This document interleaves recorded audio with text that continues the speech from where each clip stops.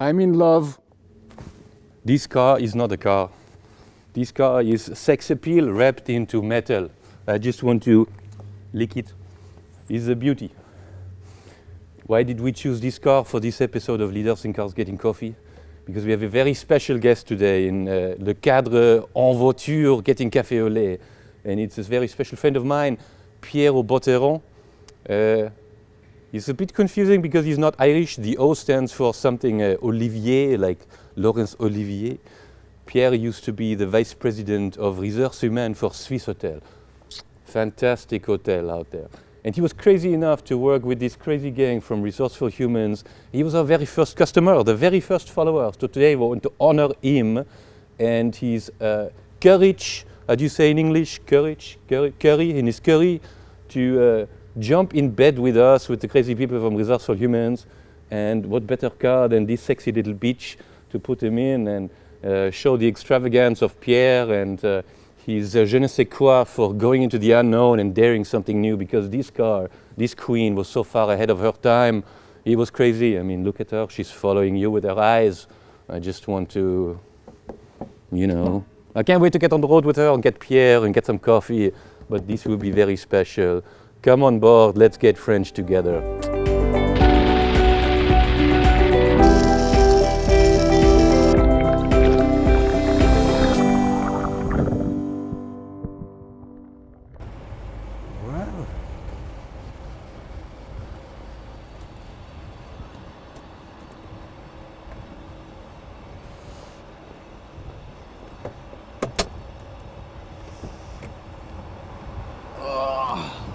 I think my father will be jealous. Tesla Model 3. You like it? Fantastic. It's beautiful. It's good to see How are you? Good to see you. How's everything? What do you think about it? It's beautiful. Can I take You know, a it picture? took me a long time to find this for you. Yes. I dreamt of a Porsche, but it's okay. It's beautiful. Wow. My father will be jealous. You don't have to take a picture. We're literally filming this. I know. I had to find something stylish for you. And it's very well preserved. Yeah. Have you ever been in one? When I was a kid. Well, let's get in one now. You're not a kid anymore. I'm just gonna put... Let's get some coffee. Okay, the door. Can you get it? Yeah. You see, it still has the markers, Yeah, huh? horrible. So sad. Wow. It's nice. It's like in the old good time, Isn't it? Doesn't it feel? It feels like a little bit like a living room on wheels. Yes, exactly. Right? It's just like, you're waiting for a cognac and a cigar. Yeah. Where is the cognac? Where is the cigar? Well, we'll get to that. So, there is already... look at this down there. Do you see that? This is the brake pedal. That's super cool. It's like the guy actually had to give me an introduction to the car, because there's some things about like the gear lever and how it's on the side and everything to make it work. So yeah. Maybe I should sit in the back. I would feel like a French president. They were like, Monsieur Mitterrand, on y va. Did he have a... No, I think he was already with a CX.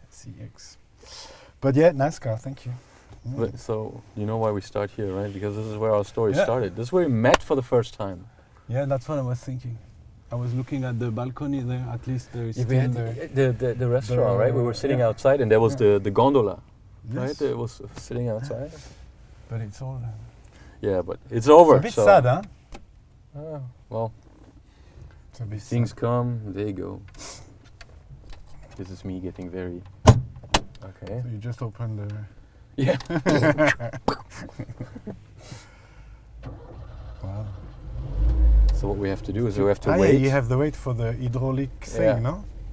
And you can feel it. Ah, see, now it's I going mean, up. Actually, I remember when I was a kid, my neighbor had one. Yeah. And I remember you had to wait until it goes up, which is quite impressive. Wow. You know, as I was driving here, I thought, how do I open this conversation? And I thought, we met there up for the first time on the balcony, and Christian was there. Yeah.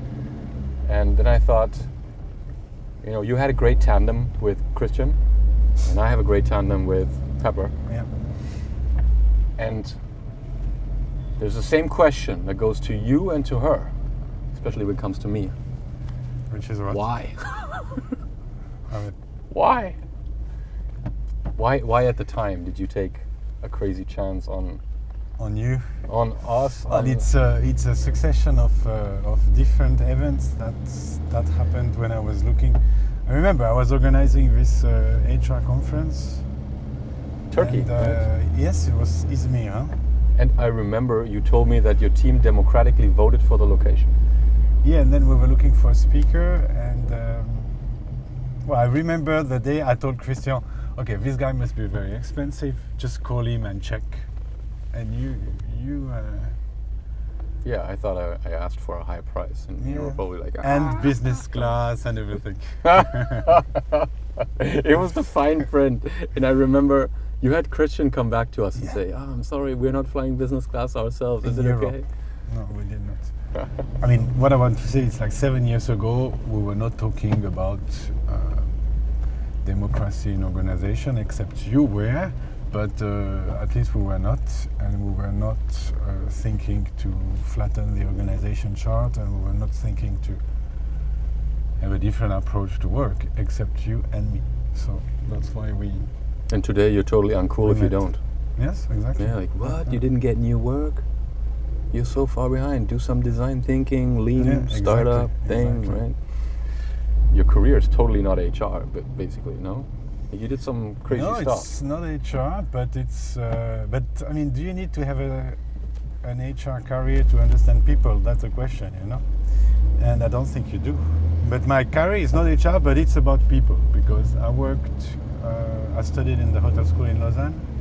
Then I worked for the International Red Cross in different places. Then I worked for hotel in Don't just say London. that. You're different places. Like the places you went, they were pretty spectacular.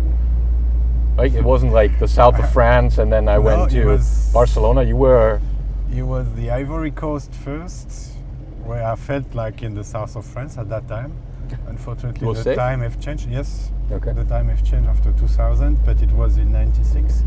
So it was a bit like Paris in Africa. So then I came back to Geneva and I said I want something more challenging, which sounds a bit weird when you say that today.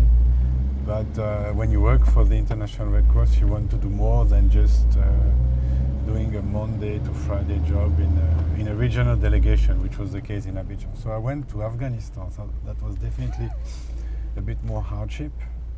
So Afghanistan was probably the most difficult one. Then Rwanda in '98. So that was 4 years after the genocide. So quite very present in the mind of the people and in the whole infrastructure of the country, which is quite a small country.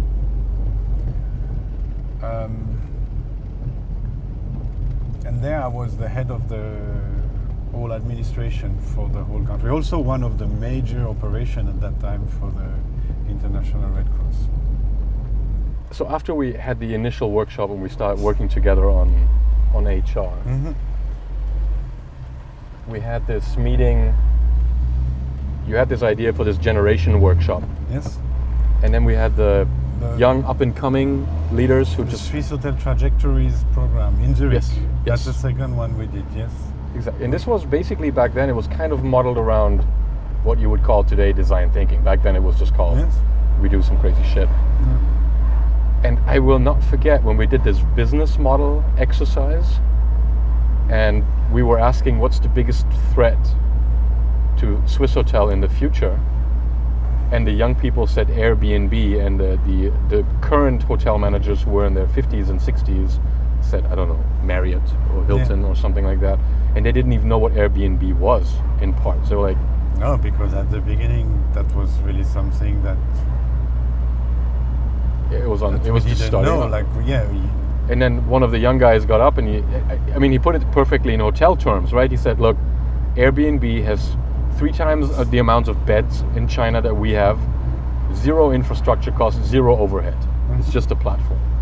And then the hotel directors actually got interested and they were like, okay, explain that to me. But for them, it was a complete unknown, right? yeah. But then it became a really good discussion around, do we need to worry about that? Is that something that, do we need to compete with that or not? But I think if we would have this conversation today, the conversation would be totally different. Huh? And remember that this topic was brought by the younger one. And it wasn't like we got hugged for it, right? A lot of people hated the workshop for how we did it and what we did, but for me that was exactly the role of HR. Was you got the people in the room and we were talking business, right? We were not talking, I mean, obviously you also had programs about well-being and stuff, but you were literally talking about a core business decision, right? Especially that we really had people from the operation, and even if, I mean, we did more or less the same exercise in Izmir, also with the canvas. Yeah. Maybe not with the same outcome, but I mean that's always what we've discussed it earlier, that if you start talking too much about HR with either HR or operation people, that's where you start to get lost, basically. I love that. You remember the general manager of the hotel in Izmir who was sitting in the back and he was falling asleep from time to time? Mm-hmm. And for me that was always the measure of, okay, we need to talk about different stuff. It depends how you do. The funny thing is that I don't use HR as a word too much because it still has this connotation of administrative, boring thing. When I meet people now with my new job, they ask in networking, like everybody does networking, so I do networking as well. Attention, don't fuck with the queen, eh? They think. I say I do people management, and that's this concept of also brand ambassador that is developed, because the people, I mean, and I hate to have to remind that to the people that everybody has a role to play. I don't know, I'm struggling with two things these days. Is hierarchy, but it's not because I'm allergic to hierarchy. It's not that, but I don't think it's the right model. And job titles. That's my daily struggle, I would say. How did you handle it in your department? Did you let them choose what they want, or was it very rigid? Did you not have a choice? No, but I think it was too early. I would do it differently today. Because back at Crytek, what we did then was just like, I don't care what you put on your card. Just put whatever you want. Well, that was my point. At the end, I was just put what you want. And it was not only in my department. Again, it's not only about the HR department. It's about everybody. And I think the challenge was more outside. I discussed it. I was in a hotel last week, true. And people always come with very good for title, with very good excuse, saying, yeah, but I need to have a director title on my card, because if I go, particularly salespeople, if I go to a client who is a director as well, so we talk between peers. But then, if the question is just to have a director title on your card and you don't have the skills and the competencies to be a director, that really doesn't change a lot. That was the thing in hotel management. If we look back 10, 15 years ago, 20 years ago, people were being promoted, and when you were asking people, so why do you promote this person? Oh, he's been there for 10 years, so he needs a promotion. Seniority. Yeah. But yeah, this is, I mean, again, for me, there was no industry where it was clearer that everybody in a way is HR than in the hotel, because everybody is in the people business. Yeah, but you can pass it to other industries. I mean, not all industries, but everything that is service related, I think you can do the same. I mean, the humanitarian world I was working in before hotels was the same. I studied. I mean, there is a reason why they come and recruit in hotel schools, for example, because then you get this, and depends if you're working in people management or if you're working in operation. In operation, people will say they have the guest contact easy. Yeah. I mean, but that's really I think they're a bit more developed into people skills, and it's not necessarily people development or people management skills, but it's about how to deal with people, and that's what we are looking for also in HR and everywhere. see how you do that.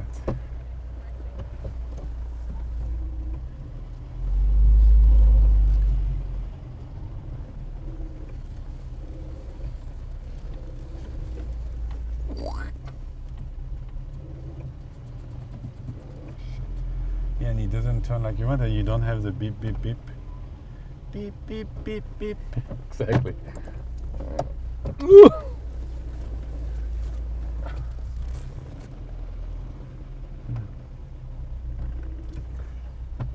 Voila. For me, really, one of the stories that I still love to talk about is when we tried the stars feedback in the hotel in Zurich with the hotel director. And I'll never forget the name. Maybe we have to bleep that out, but I don't know. It was always, it's still so etched in my memory when the hotel director, we were in that big room and we put the star map on the wall, and in the center of the map was the star of. Yeah. And the guy went like, "Who the fuck is?" Because she was not management, she was not executive committee, she was front reception. And they had this experiment, because you talked about job titles before, And where they were I'm just trying to remember the title. Yes, exactly. They were able to choose, and I think she was like master of everything, or chief customer happiness, or something like that. No, was it? No, it was not so obvious, but it was. Let me check. Yes. Emotion manager. Yeah, it was What is it? emotions manager. Yeah. She's now at Hittel. Hittel. She's now in HR. Look, I brought you this. For me, it was What is it? a super interesting learning. Do you know the stars feedback that we tried out, the thing with Jenny? Mm-hmm. This was the original inspiration. It was from, do you remember Matthias Möllenay, the head of HR of Swissair? Yeah. He had these Snoopy pins because he had Apollo astronauts over for a speech at the HWZ in Zurich, and they said that at NASA they took 100 of those Snoopy pins to the moon and back, and then the Snoopy pins would be awarded to those NASA employees who deserved most recognition for getting them back safely, and they would literally go up to them and they would pin them on their lapel and go, so like, Pierre, you crazy person was the first, follower of Super Resourceful cool. Humans. I'll put this on your lapel. Just destroy my suit. I will destroy your very expensive suit because I have no idea, no style. But I love you for being our first customer. Super nice. But at Swissôtel, do you remember you had what were they called? Employee star cards? No, employee engagement cards. The things that were in the rooms where customers could. Yeah, the heartfelt service cards. Heartfelt service cards. Mm-hmm. And then we put the heartfelt service cards also for colleague to colleague. Yeah. And then we said, well, basically all that this tool does is it takes that process and gets everybody on board, right? And I remember the first bubble meeting that we organized. First, I said to them, we're going to do a bubble meeting. A what? A bubble meeting. What is a bubble meeting? And my description was, look at a cartoon and you see people talk in bubbles, and it's always very creative, and it's always very, like, that's a way of expressing yourself. So what I want to do is this day and a half, one day we work, the half day we socialize between us. And I remember this first one that we organized, I looked at a lot of articles about dysfunctional teams, because I had the impression that I had a small team of 4 or 5 people who were totally different. And some of them had the idea that to work well in a team, you need to be all aligned. And we really did a workshop on that in the afternoon. Like, it was really an open conversation, but I took some articles from the Harvard Business Review or stuff like this, which was really focusing on that. So I did my homework and I came with some ideas. So it was not like I did not do a 2-hour presentation, but I came with the basic of what makes a team be creative. And that's what we wanted to be, is to be creative. We didn't want it to have people who were doing like HR the same way, and one who gives order to the other one, and just one was in charge of doing the administration and that. I wanted to have like a very everybody was participating in the life of the department, and that probably, if we look back today, that's really what has made the team so successful. A lot of the core of what we're trying to achieve with RH is to say the HR team has to embody the culture that you want to bring into the organization. Yeah. We talked about the emotions at Swissôtel, right? Yeah. How can you enable a workforce that is meant to be respectful and emotional with the customer if the HR doesn't live that? And when you step into that, you had this great office. Do you remember in the end there was this, it looked like a little bit like Google office. You even had like a mock-up of the new Swissôtel design rooms and stuff.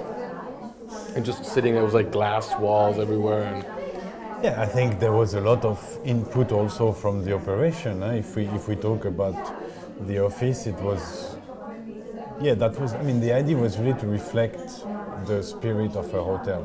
But I think you did more than reflect it. I think you took it to a level where it felt like, just like I loved being a guest in the Swissôtel because I loved the design, I loved how the people interacted. I loved being a guest in the HR of Swissôtel because it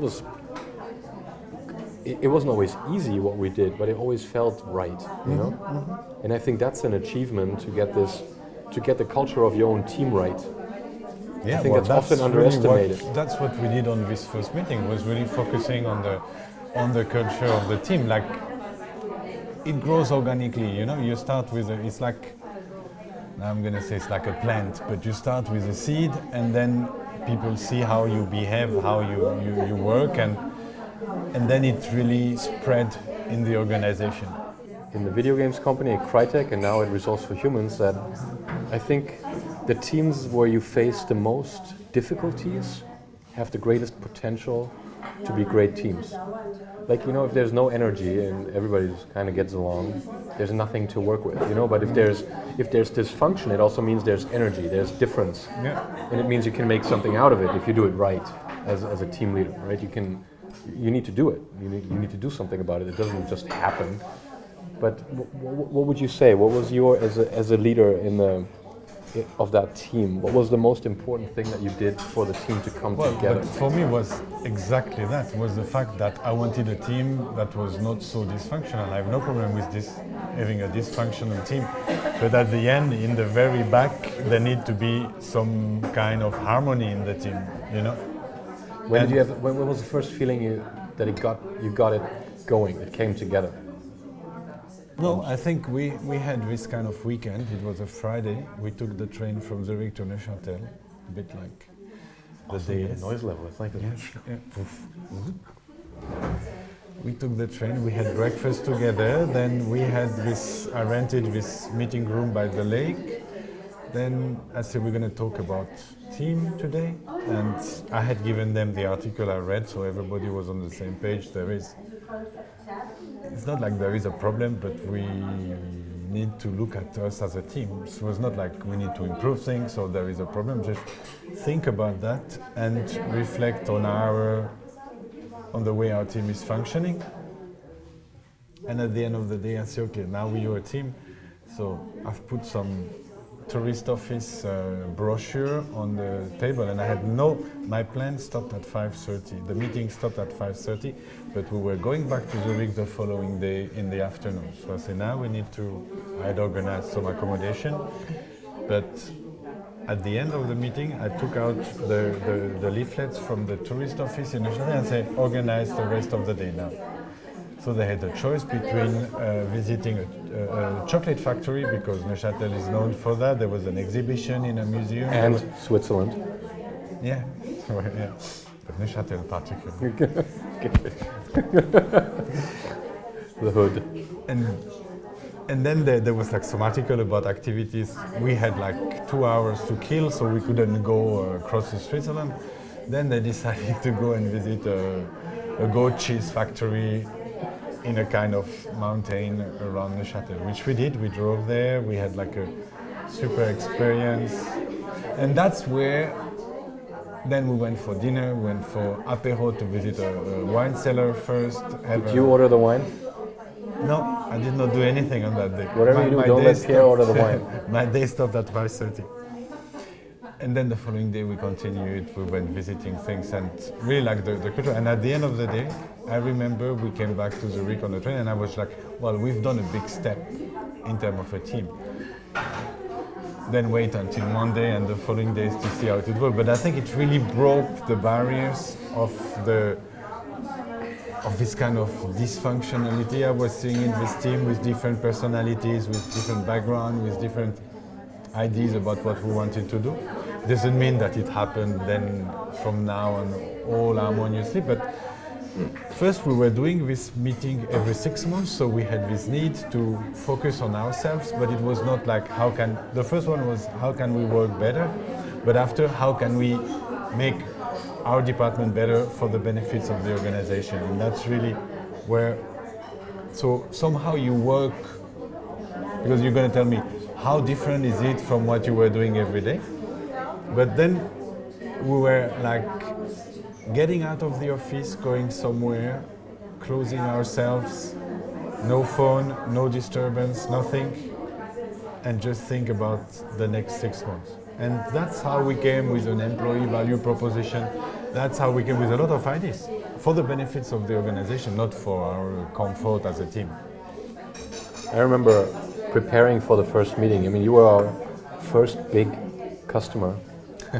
And I talked to my dad and I was like, Dad, you need to help me, I need to come. I don't know anything about the hotels. And he gave me do you remember this from the Harvard Business Review? It was from Sears, the customer employee value creation chain. And they basically said, you need to treat your internal employees like customers and understand that this is one ecosystem. It went really badly for Sears, like they didn't make it. But for me, that made a whole lot of sense. That did the people who worked in your HR department ever have to work in the hotel? Did they have to have experience in? Yes, we did. Well, we had that almost for everybody. It was not like a long, but they all came from. Actually, the whole team came from operations, like all different departments. But that's super helpful, no? Don't you think?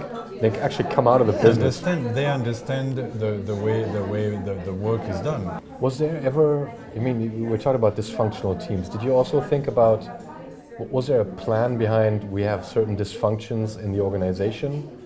Because now that you say it, you had this, you were always very advanced be it in the beekeeper software, in the resource for human software, you always tried different tools for different stuff. Was that also, did you look at dysfunctions? No, well, it was a kind of dysfunction, but not in my team, in the organization. That's what I mean. My focus was on employee engagement. And I think I had a different approach, I probably still have, than some of my colleagues, because my colleagues were looking at the score. They were looking at the score, we were having every year a survey, and we wanted to have the best score, like really competitive, really like. So what was important was to have a better score than last year, but we never really took the problem from the root and really looking at. Today, that's what I tell to the people I talk to about employee engagement. Do we really care about the score? What is important is that I have different ideas in my mind, but it's like everything. If you do the right things, then the success will come. If you do it in a good way, we were talking about values. If you apply the values in a natural way, it will respect, for example, if it's a value of an organization, it will come, Mm-hmm. So, and my idea for all this thing was how can I instill a culture of engagement. And if you say that, in organization, people will think that you want to double the productivity of the people, but that's not the objective. That's really about making people feel comfortable. And I'm still very, very passionate about it because it's a bit a lifelong learning thing, like I never feel that we're going to find the perfect tool to make people engage, because it's not a question of tool, it's about a question of people around. And behavior. So, but yeah, with Beekeeper, with yourself, I was always like, okay, can technology help us? Like the big challenge we had was that we were a big team of about 8,000 people, 9,000, spread all around the place, and it was not like other companies where we have a city and you have 10 hotels in a city. I mean, if you look at the repartition, it was going from Chicago to Osaka, but in some countries you have one. So it was very difficult to connect the people together. And that's what I wanted to be. Like, we talk a lot about best practice, but it was just about sharing experience. And so there was not a strategy to come with the most innovative tool. No, but did you have, like, for yourself, did you identify, like, this is the greatest dysfunction that we need to solve in the organization to get more engagement, for example? Or it was just like individual initiatives promoting engagement? For me, it was, the focus was on engagement, and I'm still very much convinced that if people are truly engaged, and I don't want to say happy in their workplace because I have a bit of a problem with the chief happiness officer and these kind of things. I think happiness can result from engagement, but it doesn't come first. We're still talking about work, we're still talking about, we need to understand everybody who goes to work. And I always have this example of a childhood friend whose father was working in a factory and whom I was sometimes doing my homework with him at his place because he was better than me. So when we were 7 or 8, and his father was coming back from work, like, was like a deliverance, like a freedom. Every day at 5 he got freedom until the following day at 6, and I was like, okay, you don't want you people to feel like this, but you cannot prevent it to happen depending what they do.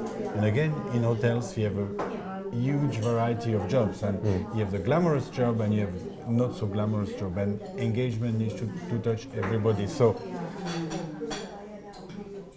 I think it's really about behavior of the people, and that's what I wanted to fix. That's what I wanted to make sure, that we have the right people in the right position, that we talk to the people, that we know the people, that we know also the challenge people are facing in their job.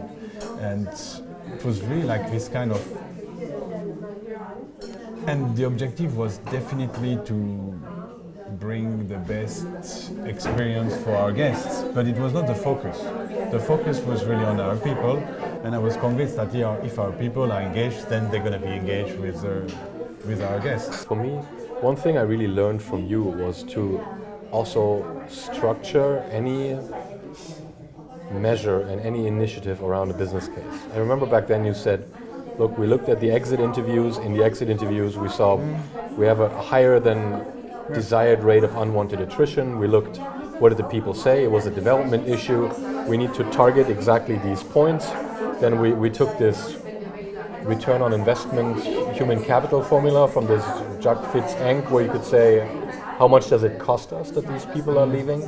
And then you had numbers. You came from, I think this is wrong, let's structure it into a business case and let's put numbers behind it, and now let's target it.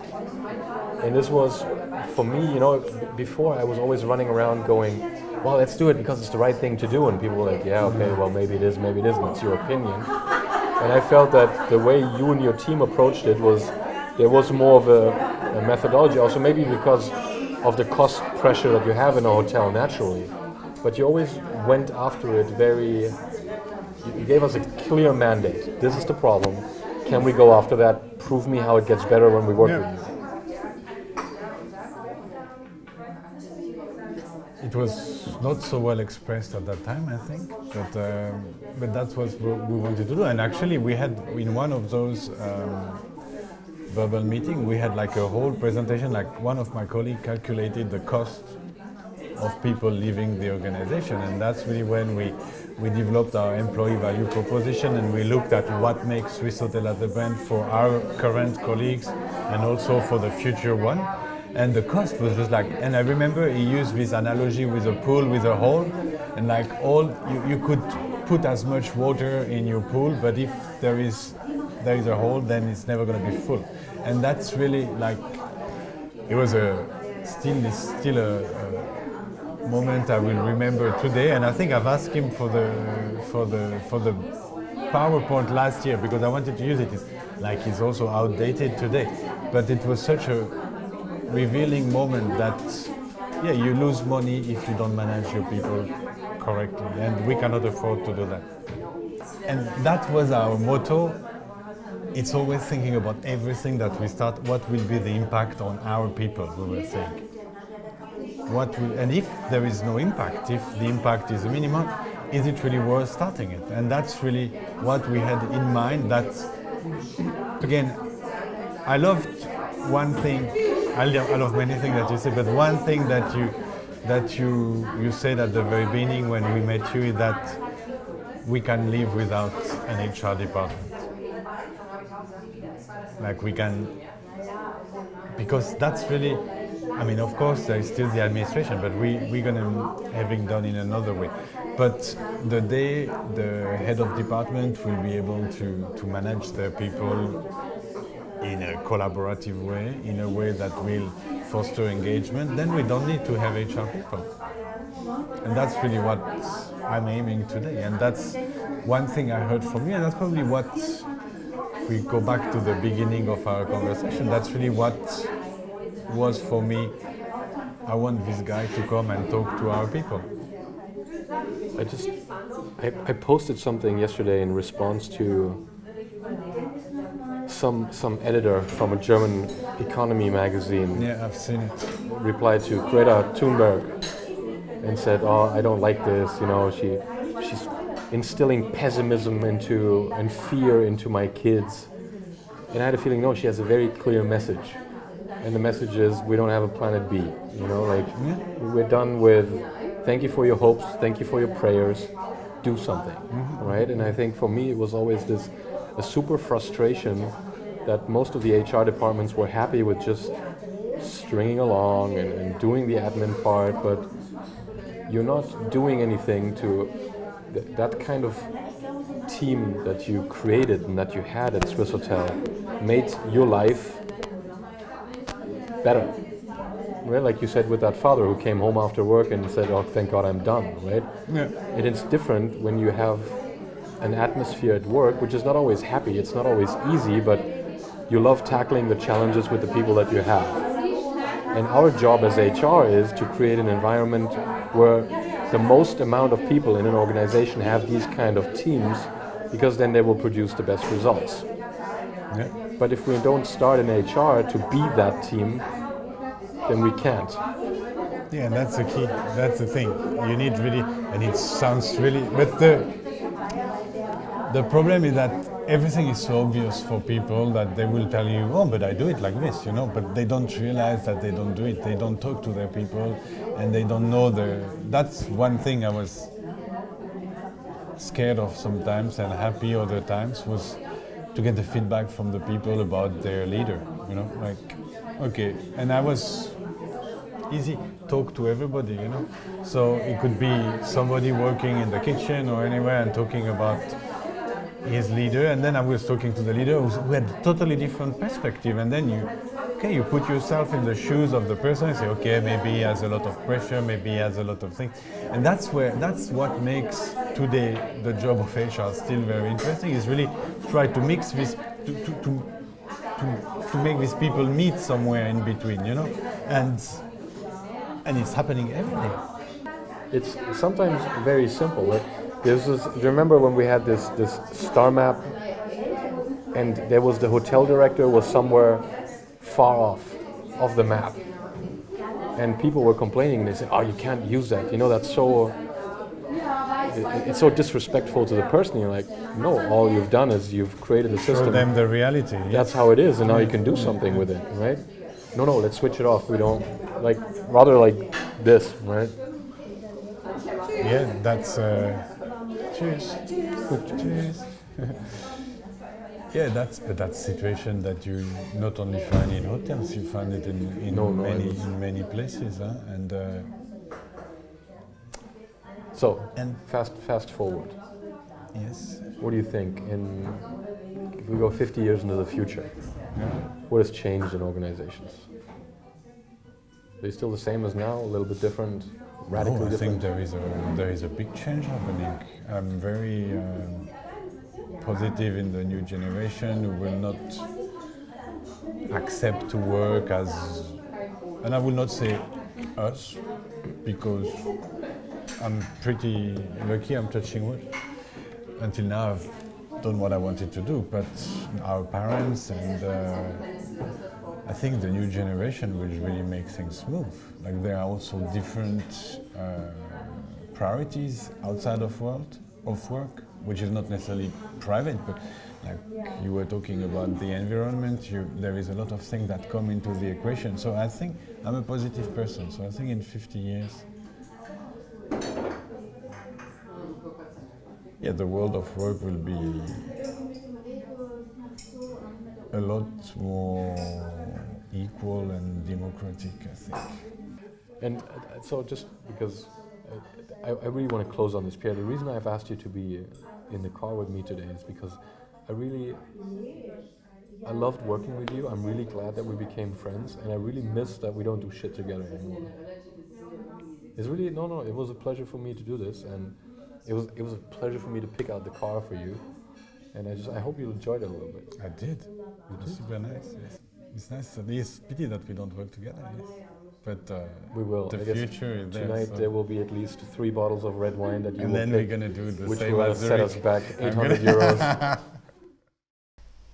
I'm so delighted by this episode, and it felt like a trip to the past and the future at the same time. With a wonderful car, with a beautiful design that took you to the past and kind of like brought the essence out of what is HR supposed to do. And there was so much reference to a particular workshop in Izmir, and this is what we got back then at the workshop. And I even have to take it out of the shelf. Beautiful picture of all the great participants back then. Thank you so much, Pierre and Heiko, for sharing this transformation journey in an honest and open way with our audience. I'm sure they got a lot out of it. Thank you so much for doing it.